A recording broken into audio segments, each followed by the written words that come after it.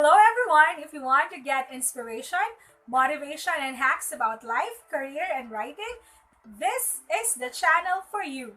I am ERR Stories, and welcome to Life Thoughts and Inspirations TV.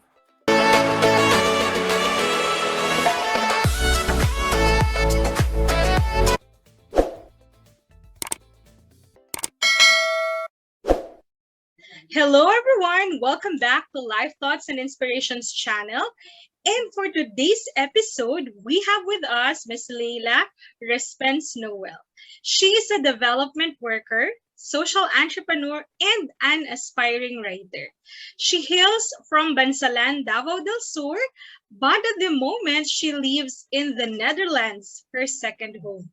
She co-authored Diaspora Journey, Stories of Philippine Migration in Hong Kong, and is the author of Beyond the Bansalan Skies, a memoir. The third book, which is forthcoming, is Diaspora Journey, Stories of Philippine Migration to the Netherlands, which she will co-write with the three others who are based in the Netherlands. Let us welcome Miss Leila. Miss Leila, magandang hapon. Kumusta po kayo? Kumusta? Mabuti naman. Why, I'm all right. We just arrived last week from Davao after a long travel here in the Netherlands. We used to travel here yearly for our holidays, but in 2020 we were not able to make it, and it is very important for me because almost 2 years I am reunited with my family, with our sons. One is living here, and the other one is working and living in Hong Kong. He just arrived the other day. So I am a happy mom after being disconnected with my children. Wow, that's good to know, Miss Leila. One amazing family indeed. And I'm pretty Yeah. sure your family is one of your inspirations in writing. But before we dive deep, I want to know, ma'am, what inspired you really to write, apart from your family? What inspired me to write? Actually, I was inspired already to write long time ago. Just to view our viewers, I am already 69 years old, and I started to write when I was started to plan writing when I was maybe first year high school. After reading the book of Anne Frank, The Diary in the Attic, I was so inspired with that little girl who lived for several years during the World War II behind the attic, and how she was able to express herself. I was able to relate with her because at the early age, right after elementary, there's so many things in my head, in my heart, and I could not just relate it with anyone, not even with my parents, with my friends. And so after reading that book, The Diary of the Attic, I thought I could write my thoughts as well. So I was inspired by her how to write. Oh, What by Miss to Anne write. Frank. Wow. Yeah, I think a lot of people, right, ma'am, a lot of writers have been inspired really by that book, just like you. Yeah, I Yeah. think so. Yeah, yeah, yeah. It is a very inspiring book, and for a little girl to be able to express her thoughts in a diary, and so expressive, is amazing. It's so amazing, and to think that she lived in hiding, Mm-hmm. so Yeah. You've mentioned, Miss Leila, that you started writing when you were in high school. And were you a member of your school paper, or was it more of personal diary yeah. that you had? Well, if we talk about Beyond the Bansalan Skies, my memoir, there were stages of period that I decided to start writing. The first stage was when my children were still young. They were young boys, and they kept asking about me, about my hometown, about my own family, what I did when I was young. And I told them the stories, relate them. But then in my mind, I said, would they remember them when they grow up? I mean, they were boys, and when they grow up, they will not ask the same questions anymore. I think when they become adult, they have other questions already, and they will not bother to ask about my life when I was young, about my hometown, about my parents, brothers, and siblings. So I started writing um, some thoughts about it. The second stage that I really decided to write a book is that when the lockdown started, because when we came back to Bansalan after living for 30 years in the Netherlands, I was been writing my journals. Actually, I started writing journals in 1969. So Wow. I had very many volumes of journals, diary, and because I had nothing to do, I started reading them. I started with the very first journal, and then I stopped to the time that we left for the Netherlands. Then I read some names of some of people that I knew, people who were dear to me, and the things that I learned from them, how they inspired them, especially during the time of our youth activism and martial law. And then I remember them. I have not seen them for more than 30 years. So I started looking for them in Facebook, but I could not find their names. So and I asked people, and they didn't know where they were. So I did not stop. In February this year, I started still looking for their family names on Facebook. And then the names of their wives appear, but not themselves. So, but I do not know their wives. So I have to ask some people, look at the list of their friends, if there are people among their friends that I know.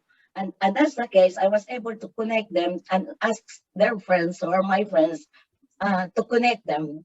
And sadly, the three people that I was looking for at the time were all dead. I just learned about it that they died. One died already in 1998. In my book, it is referred as Zion Wanek. And then another one, Noel Pinili, he died because he has Alzheimer's and he could not remember his name, his family, he could not even remember going back to their own house, and he went out. The third one died in 2019, so 1998, 2015, and 2019. And so I realized from the four of us, I am the only one left.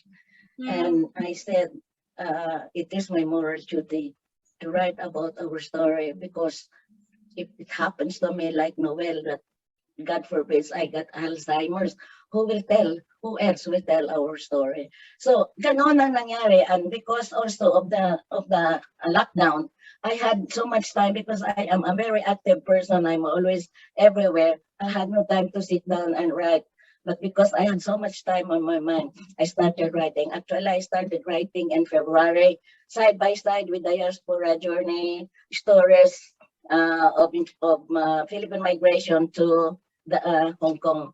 The Diaspora Journey was published in June, and page by page, I started writing my memoir, and by August, I finished writing the memoir.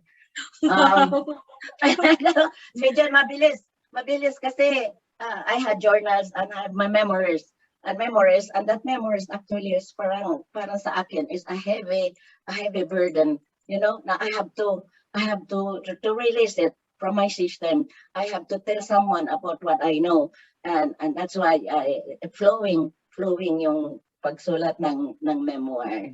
Ganoon ang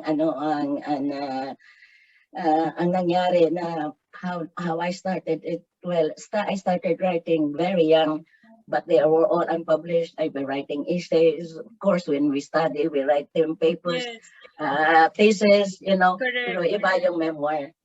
Ganun. So, yeah. Ang galing naman, ma'am. Parang talagang ang hirap nun kasi you have to think back from before and then nire-relieve mo yung lahat ng nangyari sa'yo. Pero ang galing kasi sabay mong ginawa yung 2 books, di ba? There were times that I was crying when I was typing my memoir, because my memory is the time that we were together. You know, when you are youth activist, you live in the mountains, you sleep with the houses of the farmers, and then you live in fear that you are being arrested. And then what they did to me, and para sa akin kasi coming to my age yun kasi I was 19 years old at that time. I just finished high school, but I'm not yet an adult. But I felt at that time, that period of my life, I lost my youthful Mm. happy life because it was a different life. So I thought I have to write my memoir not only for myself but for my friends also who died.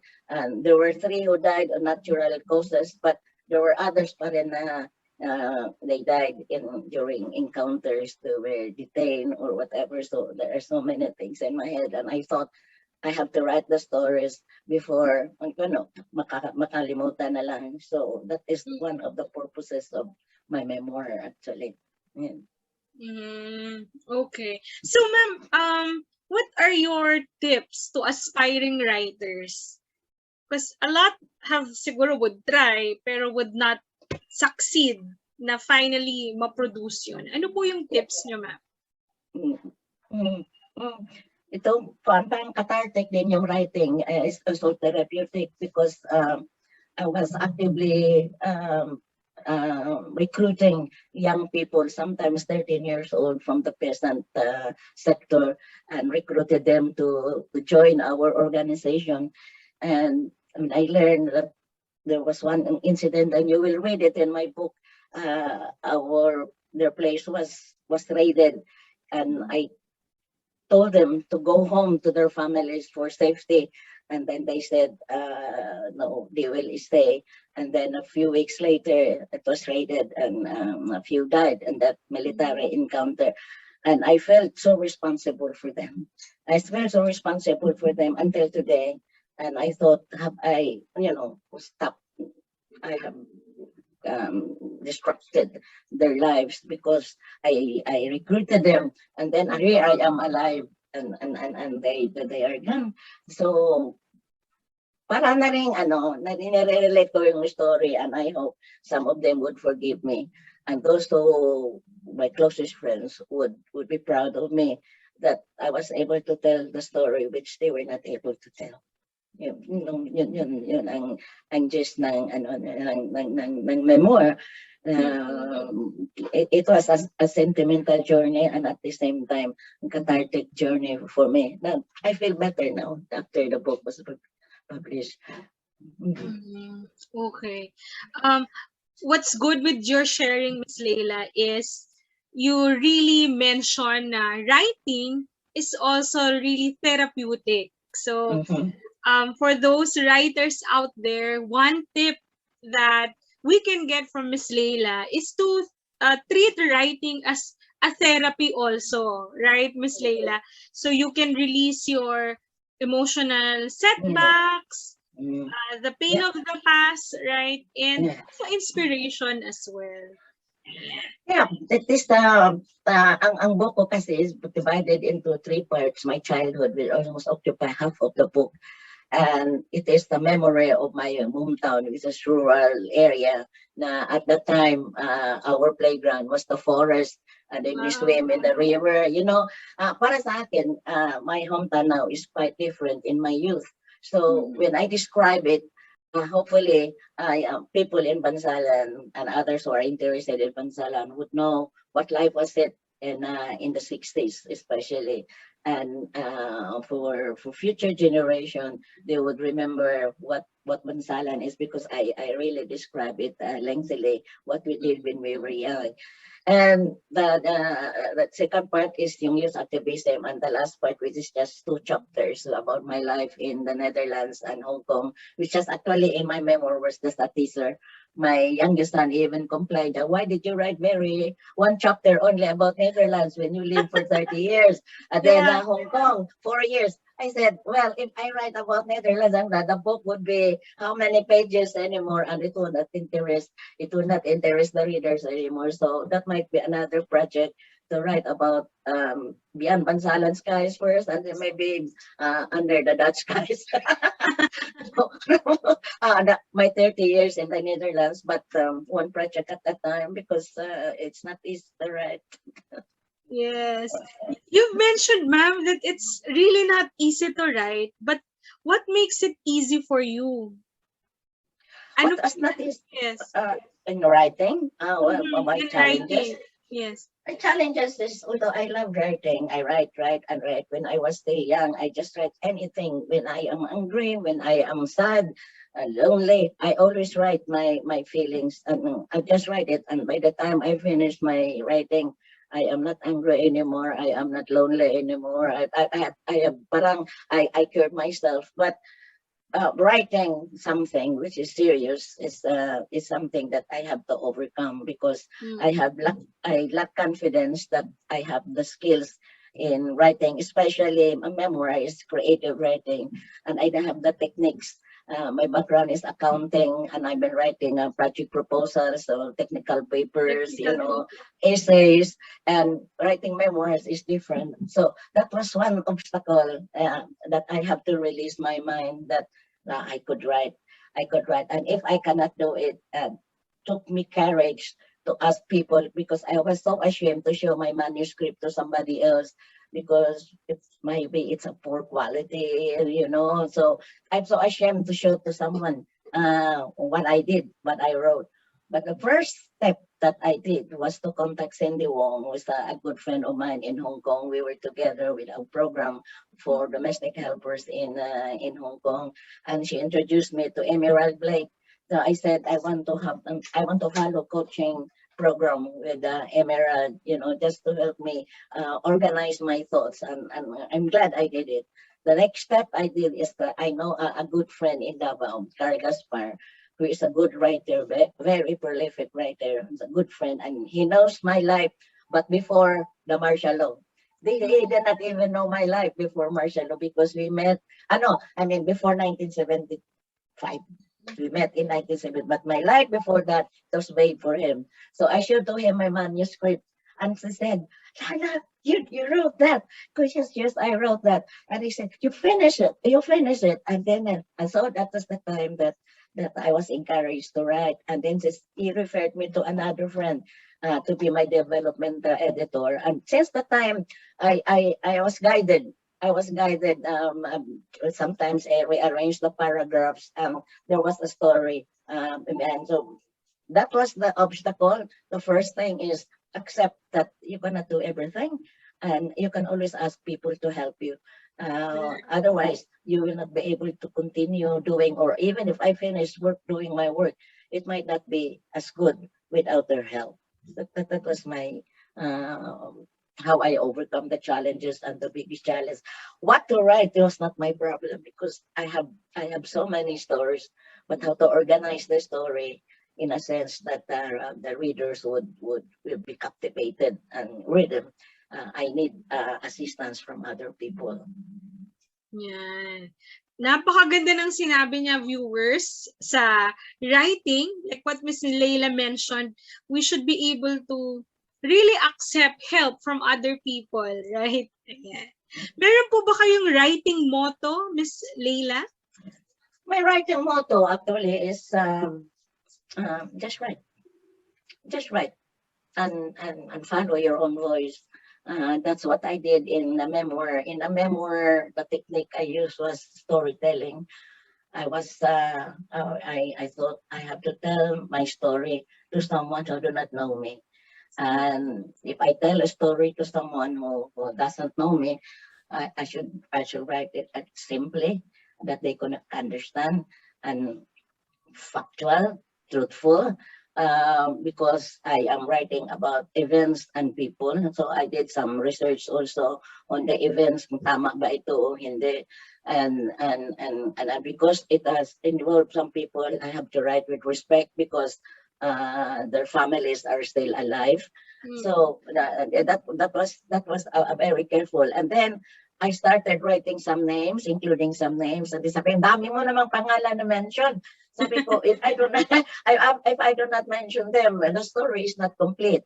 And then he said, maybe we have to ask permission from the family. I did some, but when I started telling them that I am writing a memoir and recall the 1970 to 1979 events, some of the descendants, the families all contacted me. Please include the name of my father. Please include the name of my mother, because they wanted them to mention that. So it becomes there were names there, but most of them already died. Some I used some aliases because I do not like to implicate them.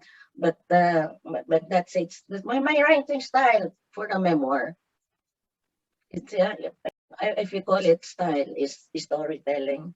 Storytelling that, and storytelling not at one time, but one at a time, chapter by chapter, and you can read it while drinking coffee, and then how it built up when I was very young. I think my first entry was about my father and mother. And then when I was in grade 1 until I finished grade 6, until the high school time, etc. So you can read the book chapter by chapter, and you can even select which stage of my life you wanted to focus on depending on your interest.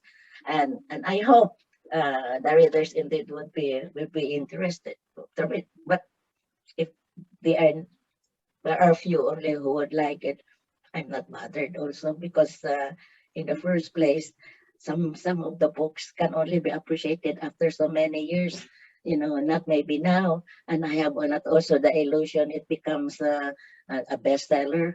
But I have decided to write about my story, and anyone who could read it, I hope they can get some tiny inspiration from it. For sure, a lot of people who will be reading your story, ma'am, will get inspiration because you've really experienced a lot of things Mhm. from the Philippines to Hong Kong to the Netherlands. Mhm. How do they order your book? How will How they do order po? Doon, Cindy is taking care of it 8 letters. They can contact her. Since I am not in the country, also I cannot fulfill orders. You have to contact 8 letters. And it is also available in Kindle, Amazon. Wow. The book, and it will be 8 letters will be including it in the Manila Book Fair. Um, yeah, for a first timer, I am so happy about the attention given to my publisher. I am very, very thankful for it actually. And this interview also helped disseminate. Ang lesson talaga na gusto ko lang sa book ko is that because I came from a very poor family, when I graduated in high school, my father told me I have to stop studying because they cannot afford anymore to send me to college. And because I am the eldest of the 8 siblings, my other brothers and sisters have to study, so I have to stop. And when my father told me to do it, I was very sad. And with my own strength and with the help of other people, I was able to finish college after 5 years drop out and finish my master's on my own strength also, but Wow. also with help of others. And poverty is not a hindrance to achieve your goal if you want to work for it. And I believe that I was not able to achieve it without the help of other people. And the help would also come unexpectedly, but do not lose hope. Do not lose hope Yes, because when correct. everything is gone, it is only hope that remains. So that's Mm. happened in my life. And now I am 69 years old. I can say that the best of my ability, I've lived my life to the fullest in spite of all difficulties in life. Yeah, and do not be discouraged. Do not be discouraged kahit na mahirap ka. Sabihin hindi ako mag-aaral dahil mahirap ako. Then that should not be the attitude.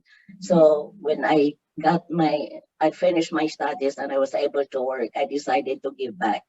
That's why I set up a foundation to help poor children in their studies, and now we have been assisting many children, and some of them have graduated already in college. Wow. Just to, yes, yes. That story I did not tell you because I want to focus about the book. But I have two foundation, one registered in Hong Kong, one in the Philippines, and we are assisting children. Some children graduated nasa college, and we help the foundation since they were grade 4. But the Wow. donation came from friends also. Mm-mm. It's not entirely from my own and my husband.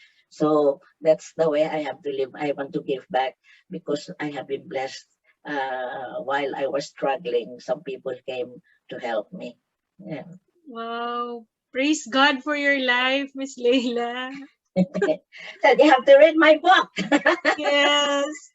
Miss Leila, before we end our interview, what are your future plans? My future plans, now that I am retired, I will want to spend more time in writing. I have a project now to finish the book, the Netherlands version, the Diaspora Journey, the stories of Philippine migration to the Netherlands. But I am working with three women, Filipino women in Holland, who are very capable. So by next year, that would be a reality. And Eight Letters is also our publisher. My second and third plan is I'm a bit ambitious at this time. I want to write a novel and the James Clavell, Ken Wow. Follett, and Isabel Allende inspired me so much. I want to write a novel based on some historical facts with love story in between. But that is something new. But I would take it easy because romance is not my type. It's not my forte. But I would like to play such a characters, the protagonists who met during martial law and then they separated and then they see each other again 10 years later. That sort of thing. And I say I want to challenge my potentials in creative writing. So I am studying, reading. At the same time, started writing. That's one. But my youngest son was telling me, you have to write a book about your experience in the Netherlands, 30 years of experience. And so I have many experiences. It's a bit very difficult because it is a recent, for me, 30 years is recent because many people are still alive. And I have to choose which theme I would choose. And that's very difficult because I live a multifaceted life. You know, I worked with Oxfam Netherlands, I was involved with diaspora, I traveled in so many countries. So I'm still thinking of what should I focus on what theme should I write about. And I think because my dream always was to become a writer, I think I will spend the rest of my years writing. Writing. Now Wow. that I have the time, the boys are already grown up, and I have a comfortable life in Bansalan, so I can spend time writing, and that's it. You know, enjoy my life, and at the same time, maybe I'll be more active in the writer circle because I'm not an active member of a writer circle, not as not as an expert, but I can share with them the beginner's woes, you know, I mean, what to overcome, what to inspire. But the only wish I have, which I wanted to do, maybe when I am back to the Philippines, is to encourage young people in the schools to write journals and anything, you know, anything because and read books because I think Filipinos are not book lovers. You know, there are very few people read books. And like here in the Netherlands, children are really trying to read books because if you read books, you can, even if you are staying in your village, you will reach United States, you will reach Europe by just by just reading a book. And then you will experience how it is to be in Europe, even if you are still in your hometown. So Correct. very rich, di ba? Yes. And it can bring you to anywhere, to the moon, to wherever, if you read a book, and then your creative minds will be encouraged, and you can start writing books. So maybe that would be, and journal writing for me is very helpful. Instead of just thinking alone, and you're lonely and loneliness, and you cannot deal with loneliness anymore. I think writing about your loneliness could help a lot to problems in life. You don't have money when you go to school. Write about it. Write about it, and that's what I did. That's why I survived. Yes. Wow. We're very excited, Miss Leila, especially to your novel in the future, your creative writing? No, don't, it might take many, I don't know, it depends. I am still organizing my thoughts about that novel. It is based on some facts, but it would be fiction, and because then I will try my creative ideas on how to put together the plots and the themes of the book. Well, and that's something to spend my free time, especially during lockdown. Yes, that's true. You know what, Miss Leila? We're very inspired with your sharing. And it goes to show that writing is really for all ages, right? Some people would think I'm not for writing because I'm too young, or because I'm Okay. already a mother, or Yes. because like this, like that. But you should try writing. Yes. Take it from Miss I Leila. I used to write poems when I was in high school, but it was already poetry with social content, not the romantic one. And when I was here, I also wrote some poems, but I noticed that it doesn't come out flowing anymore from my mind. I wonder why. I think I will focus on novel fiction writing this time. It's interesting, but you just write. You just write, and anything. Um, I said, don't think about the barriers like your grammar, your Yes. and inadequacy. Just write because later you can improve it.